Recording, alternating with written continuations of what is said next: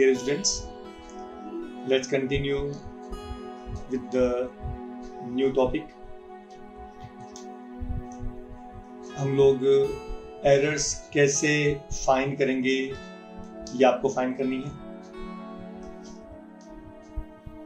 In an experiment, to determine the volume of an object, mass and density are recorded as m equal to 5 plus minus 0.15 kilogram and rho equal to 5 plus minus 0.2 kilogram per cubic meter respectively. ये आपको given data दिया हुआ है, आपको find करना है volume. क्या find करेंगे आप? वॉल्यूम फाइंड करेंगे. जब आप वॉल्यूम फाइंड करेंगे देन ये तो आपको मास दिया m मतलब 5 किलोग्राम और ये आपको दिया डेल्टा m मतलब एरर इन मास कितना दिया है 0.15 किलोग्राम. ये आपको दिया error. Is that clear? Density is rho. Then ये आपको दिया 5 प्लस माइनस 0.2 ये दिया आपका डेल्टा रो मतलब error in density. This is kilogram per cubic metre respectively. Is that clear? Now हम सॉल्व करेंगे error in the volume. What is the formula for density? Density is equal to mass upon volume. Density equal to mass upon volume. So volume will be, उसको कर दो alternate दो. Volume will be equal to mass upon density. Density नीचे जाएगा. Now percentage error in volume. Delta m upon m into 100. आपको ये चीज तो मालूम है कि अगर डिवीजन में रहेगा तो भी एरर को ऐड करना है, मल्टीप्लाई में रहेगा तो भी एरर्स को ऐड करना है. Is that clear? So percentage error in volume delta m by m into 100 plus division में है तो प्लस करेंगे delta rho by rho into 100. अच्छा अभी देखो ये हो गया delta m by m into 100.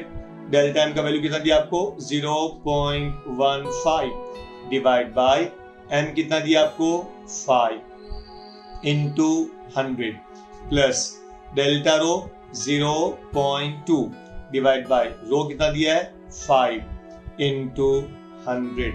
Agree? Now 100 into 0.15 15. तो 15 divide by 5 plus 0.2 into 100 20 divide by 5. Is that clear? Now अभी 5 into 5 5 3s are plus 4 5 into 5 5 4 ja. So 3 plus 4 and that's equal to 7%. I hope you got it. I hope you got it. Pakka. So in this way we can find the error in any physical quantity. एक और question. The acceleration due to gravity is determined by simple pendulum of length L equal to 100 plus minus 0.1 centimeter. If time period t is equal to 2 plus minus 0.01 second, find percentage error in G. तो आप G के अंदर percentage error find करना है. देखो आपको length दिया है और आपको टाइम पीरियड t दिया है. तो एक्चुअली आपको formula we will study this formula in oscillation chapter के अंदर. The period of simple pendulum. Period of simple pendulum is nothing but what? T is equal to 2 pi root of L by G. I repeat, T is equal to 2 pi root of L by G. ये आपका formula है, लेकिन आपको दिया क्या था? L. Length L 100 centimetre. Then change in length मतलब error आपको कितना दिया है 0.1 सेंटीमीटर. टाइम पीरियड आपको दिया है 2 सेकेंड और चेंज इन टाइम आपको दिया है 0.01 second. I hope you got it. आपको फॉर्मूला मालूम है T is equal to 2 pi root of L by G. ये आपको फॉर्मूला याद रखना है. और वैसे भी शायद आपको याद रहेगा हम लोग ने डायमेंशनली भी इसको वेरीफाई किया था. अच्छा अब आपको G निकाल चाहिए तो G तो यहाँ पर है तो सबसे पहले आपको इसको स्क्वायर करेंगे। सो ऑन स्क्वायरिंग क्या मिलेगा आपको, T square is equal to 2 pi का square 4 pi square into L by G. I hope you got it. अब उसको आप इन्वर्टेंट कर दो, जी को लेके जाओ ऊपर, टी स्क्वायर को नीचे, तो g is equal to 4 pi square into l divide by t square. I repeat 4 pi square into l divide by t square. Now percentage error in g अब कैसे निकालेंगे? अच्छा, दो बातें याद रखो, ये 4 पाई स्क्वायर है कांस्टेंट, इसका वैल्यू हम लोग डायमेंशन से नहीं निकाल सकते, तो 4 पाई स्क्वायर को आपको डिस्कार्ड करना पड़ेगा। बाकी बचा एल बाई टी स्क्वायर। दूसरी बात ये कि अगर डिवीजन में रहेगा तो भी आपको प्लस करना है, डिवीजन में रहेगा तो भी आपको प्लस करना है, तो इसको हमने प्लस कर दिया। फिर परसेंटेज एरर इन लेंथ, तो कैसे निकालेंगे? Delta L upon L into 100, division में है तो प्लस। अच्छा, याद आपको टी स्क्वायर अगर जो टी रेज टू एन रहेगा तो एन टाइम्स करना पड़ता है, टी स्क्वायर है तो 2 टाइम्स करना पड़ेगा, टी क्यूब रहेगा तो 3 टाइम्स मल्टीप्लाई करना पड़ेगा। I hope you got it. So यहाँ पे टी स्क्वायर है तो करेंगे 2 into delta t upon t into 100। Agree? Now delta l by l, delta l का वैल्यू कितना? 0.1 डिवाइड बाय 100 इंटू 100 से मल्टीप्लाई कर दिया, plus 2 into delta T 0.01 upon T it is 2 second. Is it clear? Into 100, ये आपका 100 से multiply किया, तो यहाँ पे 100 will get cancel, 2 will get cancel, यहाँ पे पीछे क्या बचेगा? 0.1, 0.1 प्लस यहाँ पे 2 कैंसल, 100 इंटू 0.01, तो 100 को 2 0 है, यहाँ पे 2 पॉइंट शिफ्ट कर दो, तो 1 2 के बाद मतलब 1 बचेगा, this is 1 and therefore total is 1 plus 0.1 that is 1.1%। क्या बचेगा? 1.1%। I hope you got it. This is the percentage error in the measurement of g. पक्का आपको समझा? कोई डाउट है? Very nice, let's continue. अभी significant figure, what is significant figure? Try to understand, it is बहुत important point है significant figures, और it is easy also. For example अभी आपको 2 पॉइंट देते हैं, वो ये कि आपके पास एक मीटर स्केल है, जैसे अपना नॉर्मल 15 सेंटीमीटर का, तो उसके अंदर सबसे जो छोटी लाइन है वो कौन सी होती है? 1 mm की। जो लाइन, जो स्केल आप यूज करते हैं ना, वो 15 सेंटीमीटर का, तो उसके अंदर देखो 1 2 ऐसे सेंटीमीटर करता है, लेकिन 1 सेंटीमीटर के अंदर आपको 10 लाइंस और मिलती है, तो वो हर एक लाइन का वैल्यू कितना हुआ? 0.1 सेंटीमीटर, मतलब 1 सेंटीमीटर। तो जो मिनिमम थिंग्स आप उस स्केल से मेजर कर सकते हैं उसको बोलते हैं लीस्ट काउंट। देखो आपके लिए नाम बहुत अलग लगता है, जब बार बार कॉलेज में पूछेंगे टीचर आपको ये लीस्ट काउंट कितना होता है, तो आप बोलेंगे लीस्ट काउंट नाम का चीज क्या होता है, हमको समझता ही नहीं है। लेकिन एकदम very simple word least count का मीनिंग ये होता है कि कोई भी इंस्ट्रूमेंट से अगर आपने मेजर किया, उस इंस्ट्रूमेंट से छोटी चीज आप कितना साइज का मेजर कर सकते हैं, उसको बोलते हैं लीस्ट काउंट, और ये आपके लिए बहुत जरूरी है। अच्छा, एक इंपॉर्टेंट थिंग वो ये, जैसे अपना सेंटीमीटर स्केल था, उसका सबसे कम होता है 1 mm, मतलब 0.1 सेंटीमीटर, तो लीस्ट काउंट हुआ 0.1 सेंटीमीटर। उससे हायर पार्ट होता है वर्नियर कैलिपर्स, आपने देखा तो रहेगा वर्नियर कैलिपर्स। तो वर्नियर कैलिपर्स के अंदर जो वो 1 mm को भी 10 पार्ट में डिवाइड कर सकता है, तो उसका लीस्ट काउंट होगा 0.1 mm, और सेंटीमीटर में 0.01 centimetre. I hope you got it. फिर आता है माइक्रोमीटर स्क्रू गेज।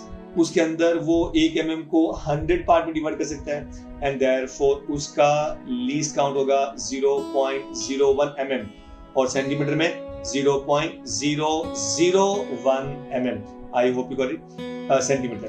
सो आप एक बात समझ गए, लीस्ट काउंट मतलब क्या कि किसी भी इंस्ट्रूमेंट से जो सबसे कम आप मेजरमेंट ले सकते हैं, मिनिमम मेजरमेंट कितना ले सकते हैं, वो होता है उसका least count. Is that clear? Okay. अभी आपने जैसे ये पेन लिया और आपने पेन का मेजरमेंट लिया। अगर आपने पेन का मेजरमेंट लिया और आपको ऑब्जर्व किया कि एक ने वर्नियर कैलिपर से आपने मेजर किया, तो आप किसी ने बोला कि इसका लेंथ है 15.4, उसी से दूसरे आदमी ने मेजरमेंट किया, उसने बोला 15.4, तीसरे आदमी ने मेजर किया, उसने बोला नहीं 15.5 है। तो कहने मतलब हुआ कि पेन तो वही है लेकिन आपको 3 अलग अलग रीडिंग मिली। अब क्वेश्चन ये है कि उसमें सबसे इंपॉर्टेंट और सबसे एक्यूरेट क्या होगा, तो हम क्या करेंगे, हम तीनों का एवरेज ले लेंगे। तो 15.4, 15.4, 15.5 और जैसे इन तीनों का जो मीन आपको एवरेज मिला वो मिला 15.43। कितना मिला? 15.43। Is that clear? ओके। अभी इन तीनों चीज से ये तो कंफर्म हो गया कि 1 कांस्टेंट टर्म है, 5 भी फिक्स है और ये 4 भी है, भी ऑलमोस्ट फिक्स है क्योंकि इन दोनों में 4 मिल गया है और लास्ट में इसके नहीं बोला ये 4 है, एरिथमेटिक मीन में 4 है, मतलब 1, 5, 4 ये 3 तो आपको सर्टेन वैल्यू मिल गया। लेकिन ये जो आपका जो 3 है ना वो अनसर्टन है, वो अनसर्टन है। तो सिग्निफिकेंट फिगर्स वो होता है जिसके अंदर हम लोग एक अनसर्टन नंबर ले सकते हैं। आई होप यू गॉट इट। कितना? एक अनसर्टन, क्योंकि 1 कंफर्म है, 5 कंफर्म है, 4 कंफर्म है, केवल जो 3 वाला पार्ट है वो तीनों में नहीं है। तो ये जो नंबर लास्ट वाला वो अनसर्टन नंबर हो गया। तो आपको एक अनसर्टन नंबर भी लेना है। तो मेरा कहना मतलब आप इसके अंदर 3 सर्टन नंबर है और एक अनसर्टन नंबर है। देयरफॉर इसमें टोटल 4 जो डिजिट है वो सिग्निफिकेंट है, 1, 2, 3 एंड 4। तो इसका सिग्निफिकेंट फिगर होगा 4। याद रखना एक सबसे पहले इंपॉर्टेंट थिंग कि जो भी हम मेजरमेंट लेंगे ना, चलो ये तो आपका टेक्सचुअल हो गया, एक प्रैक्टिकल। अगर आप कोई भी नंबर लेंगे तो वो नंबर के अंदर जितने भी नॉन जीरो डिजिट्स होंगे ना वो सब के सब सिग्निफिकेंट होते हैं। तो उसके कुछ रूल्स है, मैं आपको बताऊंगा वो रूल्स कैसे। बाकी इनको आप छोड़ दीजिए, सिंपली सिग्निफिकेंट फिगर कितना होता है आई जस्ट इन्फॉर्म। रूल्स क्या? Very very simple. सबसे पहले मेरे पास नंबर है 135.45, 135.45। तो देखो इसमें कहीं भी जीरो है नहीं, जीरो के अलावा जितने भी डिजिट होते हैं वो सब के सब सिग्निफिकेंट होते हैं। इसका मतलब क्या हुआ, इसमें 1, 2, 3, 4, 5, तो सिग्निफिकेंट फिगर इज 5। तो इसका रूल क्या बनाएंगे, all non zero digits are significant. Simple rule है, ध्यान रखिए। जितने भी नंबर है, डिजिट है नॉन जीरो, मतलब जिसमें जीरो नहीं है, चाहे वो 1 हो, चाहे 3 हो, चाहे 5 हो, चाहे 7 हो, चाहे 9 हो, तो जितने भी नॉन जीरो डिजिट्स है वो सिग्निफिकेंट है। So we can say all non zero digits are significant. I hope you got it. Clear होगा रूल नंबर 1। ठीक। सेकंड 165.02, यहाँ पे जीरो। एक्चुअली सिग्निफिकेंट फिगर्स में ये जीरो के बारे में मैक्सिमम हम लोग डिस्कस करेंगे, बाकी तो जितने भी नंबर है बोल देने के उतने सिग्निफिकेंट है। लेकिन अगर ये जीरो है, कोई नॉन जीरो डिजिट्स के बीच में है, नॉन जीरो डिजिट्स के बीच में है, तो अगर नॉन जीरो डिजिट के बीच में है तो वो जीरो सिग्निफिकेंट होता है। इसका मतलब आपको ये जीरो काउंट करना पड़ेगा। तो 1, 2, 3, 4, 5, तो सिग्निफिकेंट फिगर इज 5। तो रूल नंबर 2 क्या था, if any zero lies between two non-zero digits, then that zero is also significant. तो ये जीरो हमारे लिए सिग्निफिकेंट है, therefore significant figure will be 1, 2, 3, 4, 5. I hope you got it. Second part, rule number 3, 0.00145। तो इसके अंदर ये ध्यान देखिए, अगर कोई भी जीरो लेफ्ट साइड में है left side to the first non zero digit. इनमें पहला नॉन जीरो डिजिट कौन सा है? 1, बराबर। तो इस 1 से पहले सब जीरो है, ये जितने भी जीरो है 1 2 3 ये बिल्कुल ही काउंट नहीं होंगे। याद रखना ये रूल है कि 1 से पहले मतलब नॉन जीरो डिजिट, पहला नॉन जीरो डिजिट, क्योंकि वैसे तो ये 4 5 भी नॉन जीरो डिजिट है, लेकिन पहला नॉन जीरो डिजिट कौन है? 1। तो 1 से पहले जितने भी जीरो रहेंगे वो काउंट नहीं करने का, वो सिग्निफिकेंट नहीं है। Therefore, any zero before the first non-zero digit is insignificant. तो आपको ये तीनों जीरो नहीं लेना है। तो बाकी कौन सा बचा? 1 4 5, ये आपका सिग्निफिकेंट फिगर हो गया 3। I hope you got it. Rule number 4 देखो, 1 5 0 0 अगर जीरो है आपका राइट साइड में है, अगर जीरो राइट साइड में है तो वो जीरो काउंट नहीं करने का, वो जीरो काउंट नहीं करने का। एंड therefore ये दोनों जीरो भी काउंट नहीं होगा। therefore there will be only 2 non zero digits. I hope you got it. So it will be 2. Clear हुआ?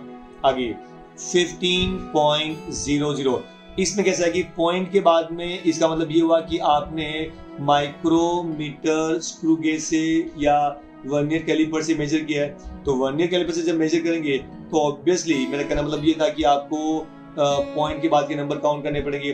देयरफॉर अगर मान लो कोई भी डिजिट पॉइंट के बाद में, चाहे वो जीरो भी क्यों नहीं हो, they will be counted. So here the significant figure will be 4 significant figure will be 4। I hope you got it. पक्का? नेक्स्ट अभी मैं आपको कुछ देता हूँ प्रैक्टिस के लिए, इससे आपको और भी चीज पूरा क्लियर हो जाएगा। नंबर है 25। नंबर कितना है? 25। तो कितना डिजिट है? 2। कितना? 2।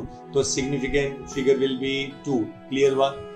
3.50 पॉइंट के बाद में अगर डिजिट है तो वो सिग्निफिकेंट होता है। सो 3.50 में number of significant figure will be 350। याद रखिए 350, ये जीरो काम का नहीं है, इट विल बी 2 ओनली। कितना? 2 ओनली। 0.035 पहला नॉन जो डिजिट 3 है, उसके पहले जितने भी है वो काउंट नहीं करेंगे। तो कितना? 2। 3 × 10⁶, ये तो पावर में हो गया, तो कितना हो गया? 3 ओनली 1। 0.00908 ये जीरो बीच में है तो काउंट करना पड़ेगा, लेकिन पहला नॉन जीरो डिजिट 9 है, उसके पहले जितने भी जीरो है वो काउंट नहीं करेंगे। So there are 3 non zero digit, what is 3? 7 में देखो 89.900 पॉइंट के बाद में अगर जीरो है तो वो काउंट करना पड़ता है। तो कितना हो जाएगा? 1 2 3 4 5। Is that clear? फिर 0.008 खाली सिंपली 008 है, तो पहला नॉन जीरो डिजिट 8 है और उसके पहले जितने भी जीरो है वो काउंट नहीं होंगे। And therefore there will be only 1.678 × 10⁻³ ये 10⁻³ पावर में है, इनको आप भूल जाइए। उसके पहले कितना डिजिट है? 1 2 3 4। So number of significant figure will be 4।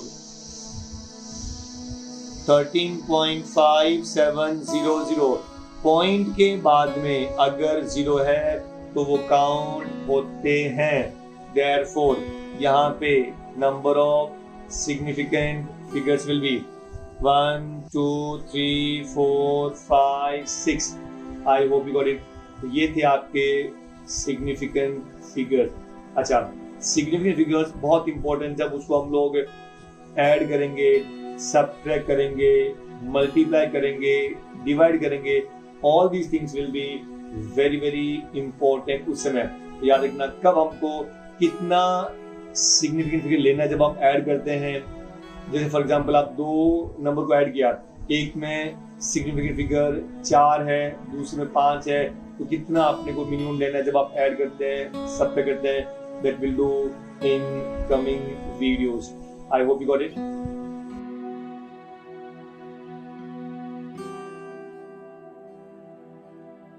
So, dear students, let's continue with the next part. Order of magnitude. Actually, order of magnitude देखा जाए तो एक सिंपल टर्म है. आपको केवल एक चीज में आपसे I ask you few questions. एक नंबर है 2, तो बताइए वो नंबर 1 के बाजू में है कि 10 के बाजू में है. 2 नंबर जो है वो डिजिट 2 है, वो 1 के बाजू में है कि 10 के बाजू में? ऑब्वियसली 1 के बाजू में. एग्जैक्टली. कितना सिंपल है. If I ask you the number is 8, तो वो 1 के बाजू में है कि 10 के बाजू में? 10. तो उसको राउंड फिगर करेंगे 10. क्लियर. 2 किसके बाजू में था? 1. उसका राउंड फिगर करेंगे 1. अच्छा, 1 मतलब 10 raised to 0 is 1. मतलब एक्चुअली आपको 10 के पावर में एक्सप्रेस करना है. ये नया वर्ड हो गया. Is that clear? पहले सिंपल. 3 किसके बाजू में? 1 के कि 10 के? 3. 1 के बाजू में, तो राउंड फिगर कर दिया आपने 1. 1 मतलब 10 raised to 0 is 1. तो उसको बोलेंगे 3 is close to 10 raised to 0. Number है 21. तो ये इसके लोअर साइड 10, अपर साइड 100. तो 20 किसके बाजू में? 10 के बाजू में है या 100 के बाजू में? ऑब्वियसली वो 20 10 के बाजू में है. तो 10 मतलब 10 raised to 1. तो 20 को क्या लिखेंगे? 10 raised to 1. Agree. Suppose number है 85. नंबर क्या है? 85. तो वो 10 के बाजू में है कि 100 के बाजू में है? 100 के बाजू में है. 100 मतलब 10 raised to 2. तो 85 का order of magnitude 10 raised to 2. Is that clear? आपको पक्का समझा आपको? ओके. नंबर इज सपोज से मैंने बोला कि 125. तो 125 लोअर साइड 100, अपर साइड 1000. तो 125 100 के बाजू में है कि 1000 के बाजू में है? 125 100 के बाजू में है. तो 125 का ऑर्डर ऑफ मैग्नीट्यूड होगा 100, मतलब 10 raised to 2. लेकिन नंबर है 875. तो वो 100 के बाजू में है कि 1000 के बाजू में? 1000. 875 is close to 1000. 1000 मतलब 10 raised to 3. तो 875 का order of magnitude is 10 raised to 3. इसका मतलब क्या हुआ? ऑर्डर ऑफ मैग्नीट्यूड हमेशा हम लोग पावर ऑफ 10 में लिखेंगे. ऑर्डर ऑफ मैग्नीट्यूड हमेशा पावर ऑफ 10 में लिखेंगे. एक नंबर ये हो गया. लेकिन वो जो पावर ऑफ 10 है वो उस मैग्नीट्यूड का नियरेस्ट नंबर होना चाहिए. क्या होना चाहिए? नियरेस्ट नंबर होना चाहिए. तो उसको हम कैसे बोलेंगे? Order of magnitude is of a physical quantity. कोई भी फिजिकल क्वांटिटी का order of magnitude is always expressed as, उसको कैसे एक्सप्रेस करेंगे? Nearest integral power of 10.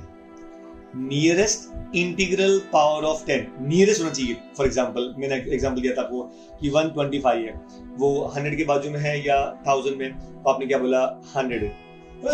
तो ये नियरेस्ट हो गया. 100 10 के पावर कैसे हुआ? 10 raised to 2. तो नियरेस्ट इंटीग्रल पावर ऑफ 10. आपको समझा? So order of magnitude of a physical quantity is expressed as nearest integral power of 10. तो जो पावर ऑफ 10 रहेगा वो इंटीजर होना चाहिए. ये आपको समझ गए सर? कोई डाउट आपको? ओके. अब एक्चुअली लिखने के लिए कैसे लिखेंगे आप? It is expressed as a into 10 raised to 9. अच्छा, ये a into 10 raised to n, sorry, a into 10 raised to n. तो 10 raised to n है, तो यहाँ पे a क्या होना चाहिए? 0.5 के इक्वल में या लेस देन. जो a है वो 0.5 के इक्वल में रहेगा या उससे बड़ा रहेगा, और वो 5 से छोटा होना चाहिए. तब जो 10 का पावर n रहेगा वो n विल बी इंटीजर, और वो ही आपका ऑर्डर ऑफ मैग्नीट्यूड होगा. आई hope you got it. n should be integer. लेकिन मैं इसमें ज्यादा बिलीव नहीं करता हूँ. मैंने अपना खुद का एक रूल बनाया. रूल बहुत सिंपल है, आपको याद रखना है, कभी प्रॉब्लम नहीं आएगी. Suppose, please try to understand. मेरे पास नंबर है 6400 किलोमीटर. आप पहले किलोमीटर को मीटर में कन्वर्ट कर दो. तो 6400 into 10 raised to 3. Is that clear? अच्छा, अभी आपको हमेशा ऐसा लिखना है कि point should be after 1 digit. I repeat, हमेशा ये अपना नॉर्मल रूल भी है कि कभी भी आप आंसर लिखेंगे तो जो पॉइंट है वो एक डिजिट के बाद में होना चाहिए। तो 6 के बाद में है तो वी विल एक्सप्रेस इन सच अ वे। हमने इसको लिख दिया 6.4 इंटू 10⁻⁶, बिकॉज 3 तो यहाँ पर है, 4 5 6, 10⁻³ यहाँ पे था 4 5 6, तो 6.4 इंटू 10⁻⁶।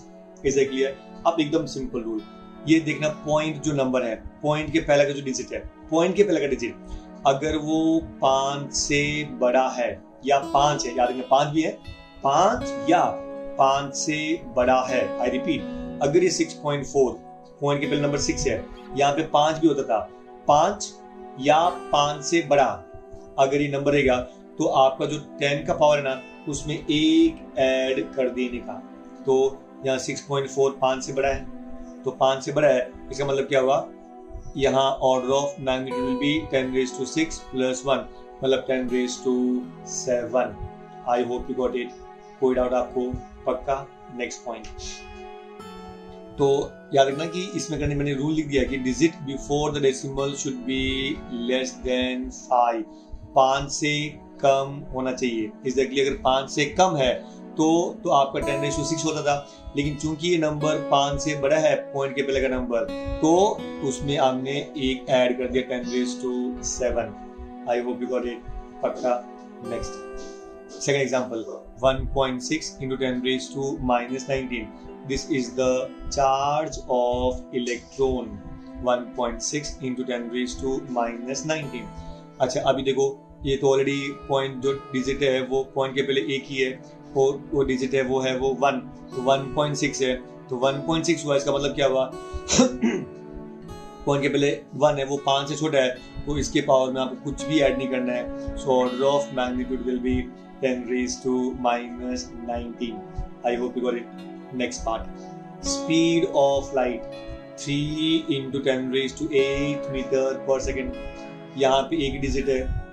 अच्छा, ये भी नंबर 5 से कम है, तो ऑब्वियसली जो इसका पावर है 10⁸ वही रहेगा उसका order of magnitude. So order of magnitude is 10⁸। आपको समझ रहा है? फिर ड्यूरेशन ऑफ द डे, ये कुछ इंपॉर्टेंट टॉपिक्स हैं वो, अदरवाइज फिर हम लोग प्रैक्टिस करेंगे कि आपको होता है ना कि उसका ऑर्डर ऑफ मैग्नीट्यूड कितने हैं, लेकिन यहाँ पे हम लोग आपको प्रैक्टिस करवा रहे हैं। So duration of the day 24 hours. 24 hours में 24 इंटू 60, तो ये हो गया मिनट, और अगर आपने 60 से मल्टीप्लाई किया तो ये हो गया आपका सेकेंड्स। Is that clear? इन तीनों को आप मल्टीप्लाई करेंगे तो आपको मिलेगा 86400 सेकेंड। अभी रूल नंबर 1, आपको पॉइंट उस जगह पर रखना है जहां पे एक डिजिट के बाद में होना चाहिए। तो 8.64 इंटू 10⁻⁴, 8.64 इंटू 10⁻⁴, एंड देयरफॉर ये नंबर 8.64 एक डिजिट है, लेकिन ये जो नंबर है वो 5 से बड़ा है। अगर ये नंबर 5 से बड़ा होता है तो जो पावर ऑफ 10 है उसको एक बढ़ा देने का, तो ये हो गया आपका 10⁵। क्या हो गया? 10⁵। आई होप यू गॉट इट। कोई डाउट? एकदम पक्का? सीरियस। नेक्स्ट,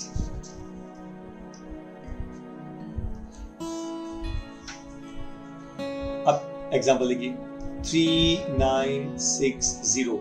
नंबर क्या है? 3960। सो 3960 है तो कैसे लिखेंगे? एक point should be after 1 digit, तो 1 2 3 शिफ्ट किया हम लोगों ने। सो 3.96 इंटू 10⁻⁵। ध्यान दीजिए, यहाँ पॉइंट आपका यहाँ होना चाहिए, हमने 1 2 3 शिफ्ट कर दिया। सो 3.96 इंटू 10⁻⁵,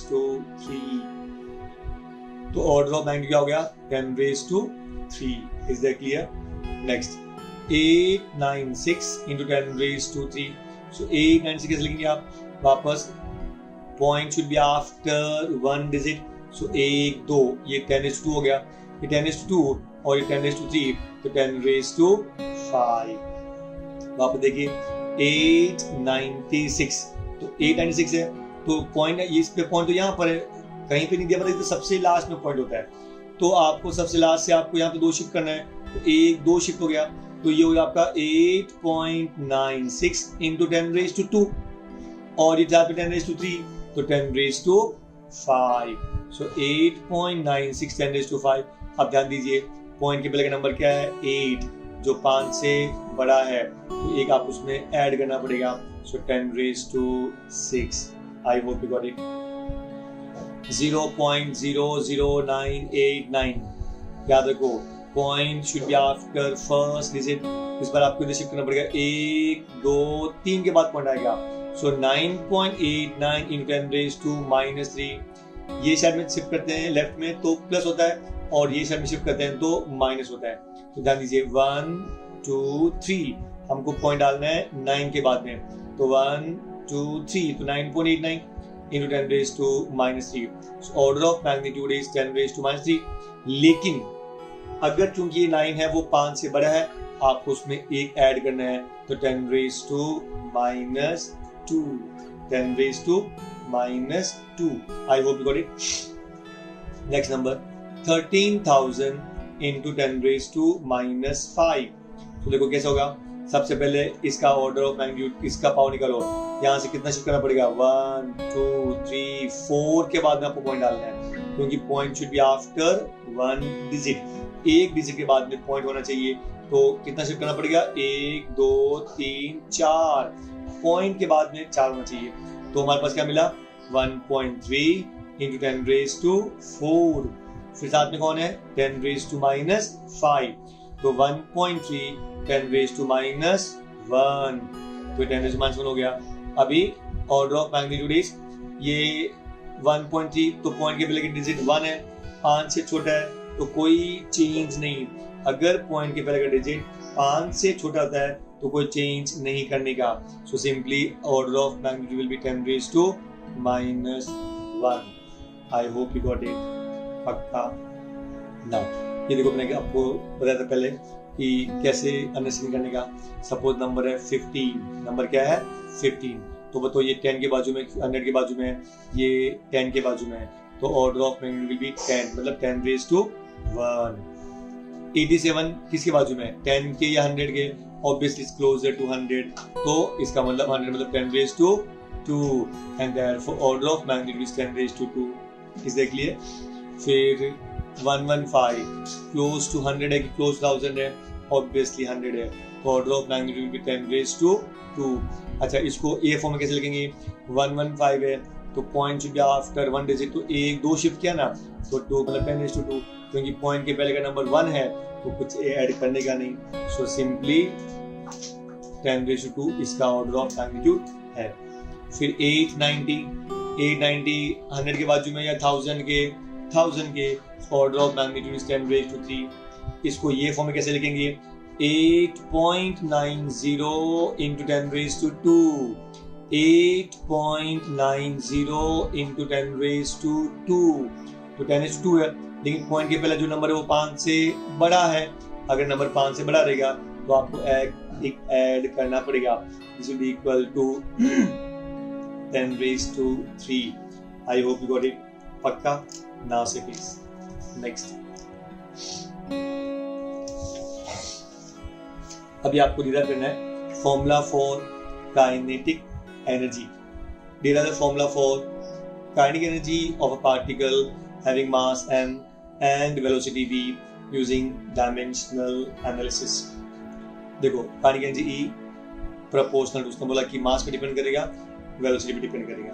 हमको नहीं मालूम कि उनका पावर कितना होना चाहिए. अंदर की बात मालूम है. What is the formula for kinetic energy? Half mv square. Half m का पावर 1, v square v का power 2. So E proportional m raised to a, v raised to b. Is that clear? So E equal to k, m raised to a, v raised to b. अब जब dimension of E देखो तो dimension of E क्या रहेगा E का dimension E मतलब it's a work done मतलब force into displacement. तो फोर्स का क्या था L1 m1 T - 2.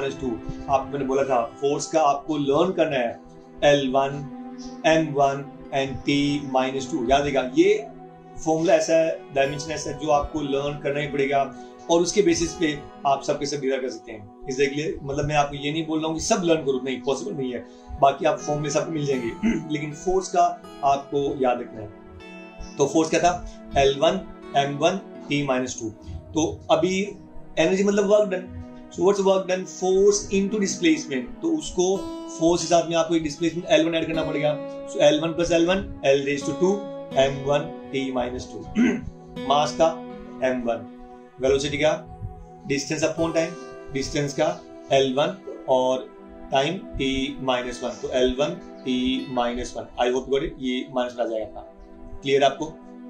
So L1 T-1, is that clear ना। अभी आपको सब्सिट्यूट करो, so L2 M1 T-2 is equal to K, ये हो गया आपका K, M1 मास M1 था, M1 रेज टू A, फिर V L1 T-1 then raise to B, open the bracket करो भी, L2 M1 T-2 equal to K, M को multiply करो 1 इंटू A, तो M raise to A, L का power देखो L⁻1 है, B से मल्टीप्लाई करो L⁻1 into B, L⁻B, T का पावर -1 है, B से मल्टीप्लाई करो तो T⁻⁻B।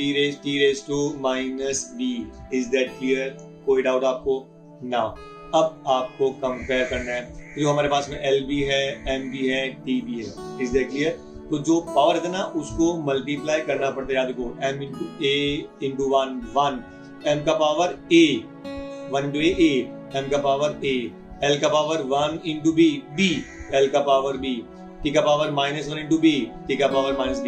तो यहाँ पे देखो LMT, यहाँ पे भी LMT, इज दैट क्लियर। अब आपको करना पड़ेगा इक्वेट, तो L⁻2 इक्वल टू L⁻B, दोनों का बेस सेम है तो B is equal to 2, is that clear. फिर M⁻1 M⁻A, तो ये M⁻1 M⁻A है, दोनों का इक्वल है, बेस सेम, तो ये भी इक्वल रहेगा, तो A इक्वल टू 1 हो गया। आपको 2 चाहिए था, A चाहिए और B चाहिए, तो कोई क्वेश्चन नहीं, वैसे भी इसका भी सेम मिलने वाला था, लेकिन नो इश्यू। सो रिमेंबर, अब आपको क्या मिलेगा, इट इज A का वैल्यू 1, B का वैल्यू 2, तो E is equal to K into M⁻A, A का पावर 1, तो ये आपका M का पावर 1, V का पावर B मतलब 2, तो V का पावर 2, क्या मिलेगा, E is equal to K M into V²। Then अगर आपको दिया हुआ है कि K का वैल्यू हाफ है तो लिखने का, और नहीं तो K एज इट इज आप लिख सकते हैं, तो simply E is equal to half mv², is equal to half mv²। I hope you got it, पक्का।